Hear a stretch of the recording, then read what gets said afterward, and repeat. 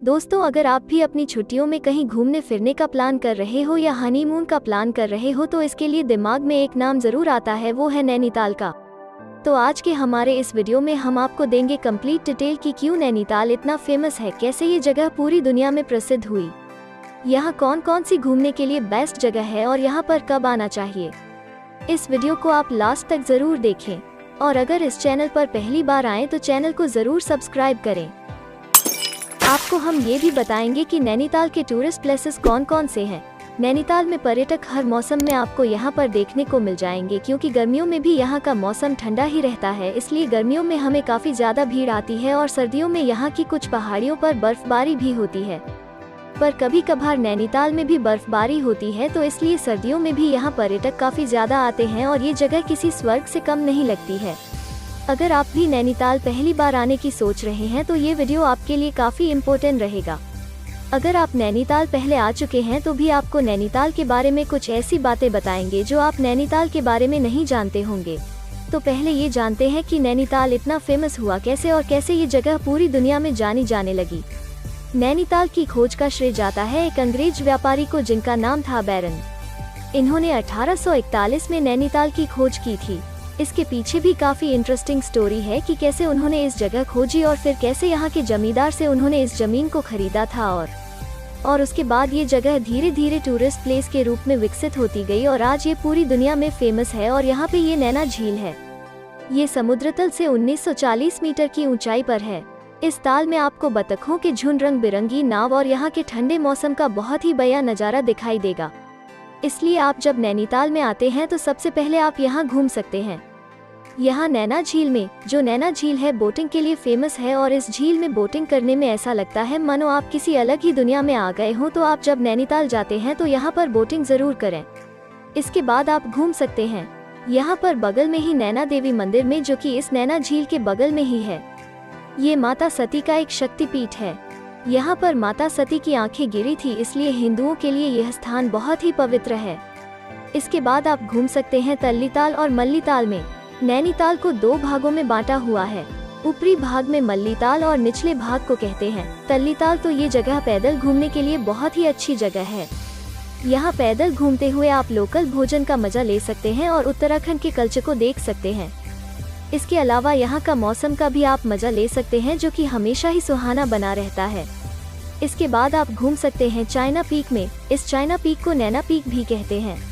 ये नैनीताल की सबसे ऊंची चोटी है, जो कि नैनीताल से 6 किलोमीटर दूर है। इस चोटी से आप हिमालय की ऊंची ऊंची सफेद बर्फ से ढकी हुई चोटियों को देख सकते हैं।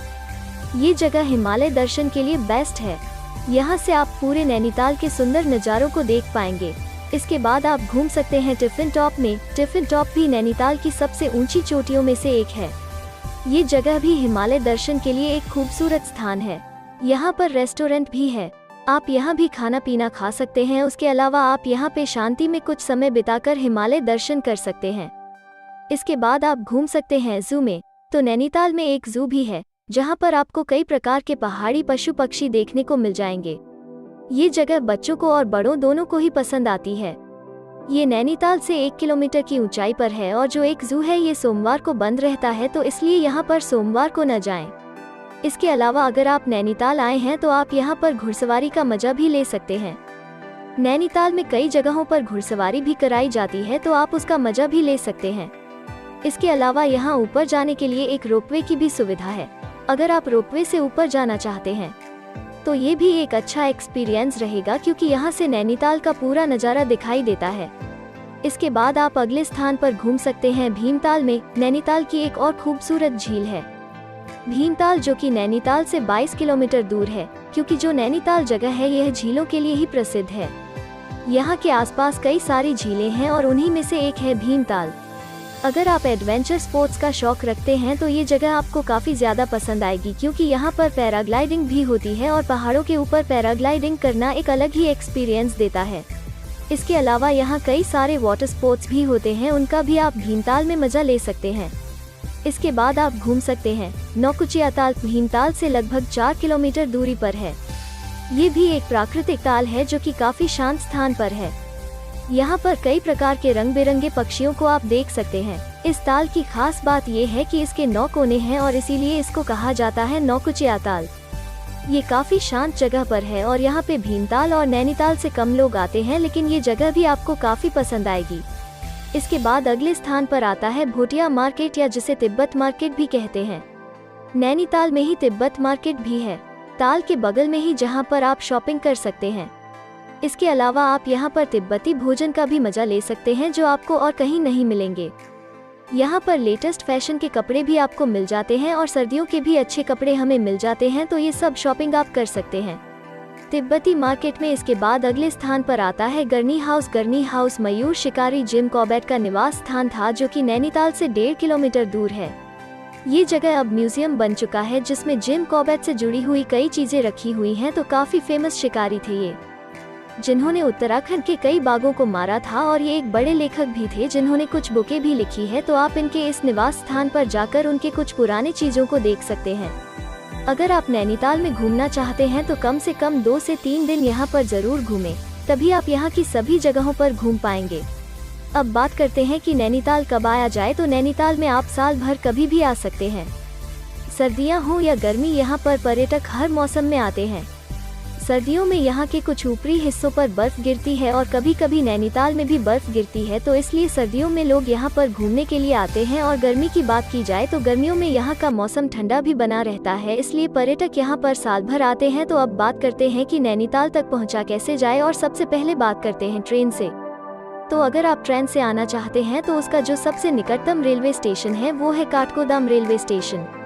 आप काठगोदाम रेलवे स्टेशन तक ट्रेन से आ सकते हैं, और उसके बाद यहाँ से 35 किलोमीटर दूर है नैनीताल। यहाँ से आप या तो बस से या तो टैक्सी से जा सकते हैं। दोनों ही तरीकों से आप पहुँच सकते हैं नैनीताल। इसके बाद अगर बात की अगर बस की, तो आप बस किसी बड़े शहर से हल्द्वानी या काठगोदाम के लिए आ जाइए। दिल्ली से हल्द्वानी और काठगोदाम के लिए बसें चलती रहती हैं। तो उसके बाद जब आप काठगोदाम या हल्द्वानी आएंगे, दोनों शहर पास पास हैं। उसके बाद 35 किलोमीटर दूर है नैनीताल। उसके बाद आप बस या टैक्सी करके आगे नैनीताल पहुंच सकते हैं। अगर बात की जाए फ्लाइट की, आप हवा से आना चाहते हैं तो फ्लाइट की सुविधा आपको पंतनगर हवाई अड्डे तक मिलेगी, जो कि काठगोदाम से 30 किलोमीटर दूर है। तो अगर आप पंतनगर हवाई अड्डे तक आते हैं, उसके बाद आपको टैक्सी करके आना होगा काठगोदाम, और काठगोदाम से फिर 35 किलोमीटर दूर है नैनीताल। इस तरह आप पहुँच पाएंगे नैनीताल में। बस घूमते टाइम एक बात का ध्यान रखें कि कूड़ा इधर उधर न फेंकें। पर्यावरण को स्वच्छ बनाए रखें, तभी ये जगह खूबसूरत रह पाएगी।